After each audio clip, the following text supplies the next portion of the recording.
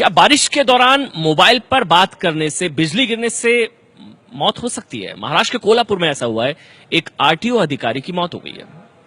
Mobile phone में ये तस्वीर है आरटीओ अधिकारी प्रकाश पाटिल की। प्रकाश अब इस दुनिया में नहीं है। बारिश के दौरान मोबाइल पर बात करना उनकी जिंदगी पर भारी पड़ गया।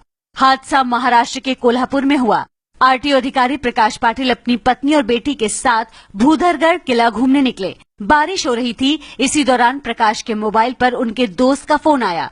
प्रकाश मोबाइल पर बात करने लगे कि तभी आसमानी बिजली उन पर गिरी और उनकी मौके पर ही मौत हो गई। प्रकाश पाटिल की पत्नी और बेटी की जान बच गई है, लेकिन हादसे के बाद से दोनों सदमे में हैं। कोल्हापुर के यातायात विभाग में तैनात प्रकाश पाटिल नासिक के येवला के रहने वाले थे।